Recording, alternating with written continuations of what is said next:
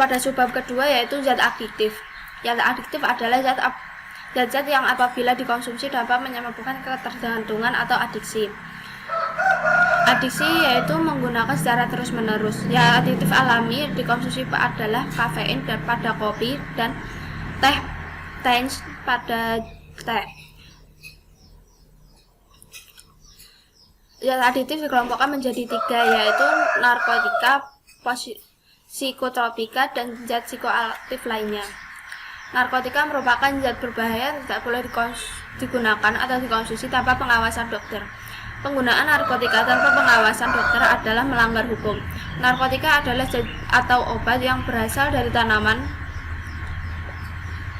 yang dapat menyebabkan penurunan, merubah kesadaran, menghilangkan atau mengurangi rasa nyeri, dan menyebabkan ketergantungan. Narkotika dapat dikelompokkan menjadi 3 golongan berdasarkan potensi dalam menyebabkan ketergantungan. Narkotika golongan 1 sangat berbahaya karena berpotensi sangat tinggi menyebabkan ketergantungan. Narkotika ini tidak digunakan dalam pengobatan, misalnya heroin atau putau, kokain, dan ganja.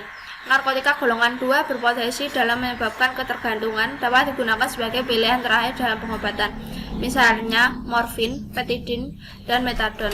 Narkotika golongan 3 berpotensi ringan menyebabkan ketergantungan dan banyak digunakan dalam pengobatan, misalnya kodein. Penggunaan narkotika sangat berbahaya bagi kesehatan sehingga penyalahgunaan narkotika dapat merusak masa depan generasi muda. Maka hindarilah dan jauhi narkotika atau narkoba. Untuk psikotropika dapat digolongkan menjadi 4 golongan berdasarkan potensi dalam penyebab ketergantungan. Psikotropika golongan 1 berpotensi sangat kuat menyebabkan ketergantungan dan tidak digunakan sebagai obat, misalnya ekstasi, LSD, dan STP atau DOM. Psikotropika golongan 2 berpotensi kuat menyebabkan ketergantungan dan sangat terbatas digunakan sebagai obat, misalnya amfetamin, metamfetamin, penisilin, dan rilatin. Psikotropika golongan 3 berpotensi sedang menyebabkan ketergantungan dan banyak digunakan sebagai obat, misalnya pentobarbital dan flunitrazepam. Psikotropika golongan 4 berpotensi ringan dalam menyebabkan ketergantungan dan sangat luas digunakan sebagai obat, misalnya diazepam, clobazam, phenobarbital, clorazepam, dan nitrazepam seperti pada gambar di samping digunakan sebagai obat tidur.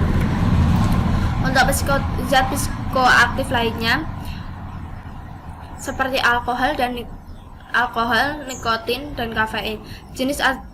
Jenis alkohol banyak digunakan yaitu etanol, C2H5OH. Zat ini dapat diperoleh secara alami melalui fermentasi glukasa dengan ragi. Bila seseorang minum minuman beralkohol, orang itu akan mabuk dan penurunan kesadaran. Nikotin dalam daun tembakau biasanya digunakan sebagai bahan pembuatan rokok. Akibatnya, orang yang merokok dapat lebih tahan kantuk dan aktif. Namun demikian, rokok berbahaya bagi kesehatan karena dapat menyebabkan kanker tenggorokan dan kanker paru-paru. Kafein merupakan zat secara alami terdapat dalam kopi. Selain dalam kopi, kafein juga terdapat dalam teh, namun kadarnya tidak sebanyak dalam kopi. Meskipun kafein merupakan zat psikoaktif, namun tidak ada larangan penggunaannya.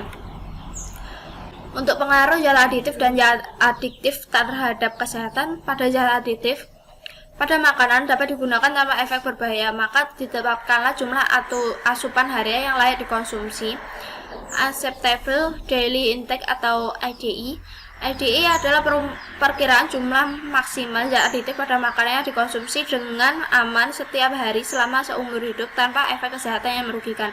Batas maksimum penggunaan zat adiktif pada makanan ini telah ditentukan oleh BPOM. Bagi para produsen yang melanggar batas ketentuan tersebut, mereka bisa dijatuhi sanksi berupa peringatan tertulis hingga pencabutan izin edar produksi. Bagi kebanyakan orang, zat adiktif pada makanan dalam jumlah yang aman tidak menyebabkan gangguan kesehatan. Namun, ada sebagian orang yang dapat mengalami efek samping seperti diare, sakit perut, batuk pilek, muntah, gatal-gatal, dan ruam kulit, serta mengonsumsi makanan kandungan zat adiktif lainnya. Efek samping ini bisa terjadi karena seseorang memiliki alergi terhadap zat adiktif tertentu atau jika kandungan zat adiktif yang digunakan terlalu banyak.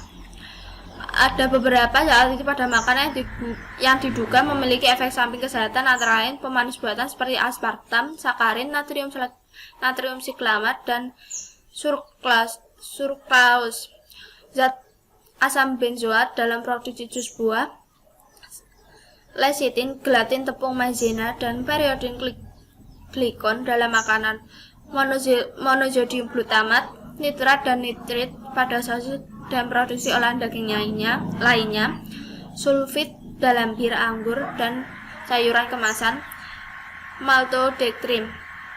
Reaksi terhadap zat aditif apapun bisa bersifat ringan atau parah. Misalnya sebagai orang mengalami gejala asma yang kambuh setelah mengonsumsi makanan atau minuman mengandung sulfit.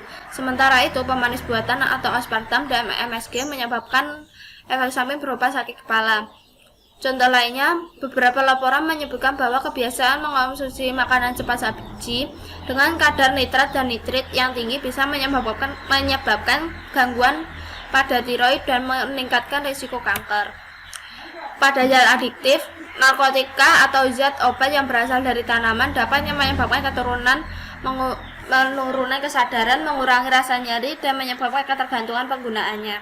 Beberapa contoh dari narkotika adalah morfin, heroin, opium, kokain, ganja, petidin, metadon, dan kodein. Penggunaan heroin, morfin, opium, dan kodein dalam jangka pendek menghilangkan rasa nyeri, mengurangi ketegangan, rasa nyaman, diikuti perasaan seperti mimpi dan mengantuk. Penggunaan jangka panjang dapat menyebabkan ketergantungan, overdosis, menyebabkan sembelit, gangguan siklus menstruasi, dan impotensi. Jika dalam penggunaan memakai jarum suntik yang tidak steril, maka dapat tertular berbagai penyakit berbahaya seperti hepatitis dan HIV. Efek jangka pendek penggunaan ganja yaitu akan timbul rasa cemas, gembira, menjadi satu, banyak berbicara, tertawa, berbahaya, halusinasi, berubahnya perasaan waktu dan ruang, meningkatkan denyut jantung, mata merah, tenggorokan kering. Penggunaan ganja dalam jangka panjang menyebabkan daya pikir berkurang, motivasi turun, perhatian ke lingkungan sekitar berkurang, radang paru-paru, daya tahan tubuh menurun, dan gangguan sistem peredaran darah. Efek penggunaan kokain dalam jangka pendek, rasa percaya diri meningkat, banyak bicara, rasa lelah hilang, kebutuhan tidur berkurang, dan halusinasi, perabaan, dan penglihatan. Efek jangka panjang penggunaan kokain yaitu kurang gizi, anemia, kerusakan pada organ hidung, dan gangguan kejiwaan. Dampak penggunaan psikotropika atau zat obat baik alamiah maupun sintetis yang berkhasiat psikoaktif melalui pengaruh selektif pada susunan saraf pusat menyebabkan perubahan pada aktivitas mental dan perilaku. Contoh dari zat psikotropika adalah ekstasi, metamfetamin, dan nitrazepam. Penggunaan ekstasi dan metamfetamin dalam jangka pendek akan menyebabkan terjaganya atau tidak tidur, rasa senang, perasaan melambung, rasa nyaman, meningkatkan keakraban. Akan tetapi selain itu timbul rasa tidak enak, murung, nafsu makan hilang, berkeringat, rasa haus, badan gemetar, jantung berdebar, dan tekanan darah meningkat. Dalam jangka panjang menyebabkan kurang gizi, anemia, penyakit jantung, gangguan jiwa, psikotik, pembuluh darah di otak dapat pecah sehingga mengalami stroke. Penggunaan nitrazepam dalam dosis tertentu membuat seseorang menjadi tenang karena otot-otot tubuh mengendur. Akan tetapi penggunaan melebihi dosis dapat menyebabkan gangguan bicara, gangguan persepsi, dan kehilangan keseimbangan. Jika dosis yang digunakan lebih tinggi, maka akan menyebabkan pernapasan terhambat, koma, dan kematian. Dampak penggunaan zat psikoaktif lainnya. Zat psikoaktif selain narkotika dan psikotropika adalah inhalansia, alkohol, dan nikotin.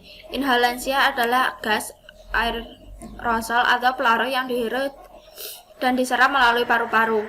Inhalansia dapat menyebabkan kematian mendadak akibat kekurangan oksigen.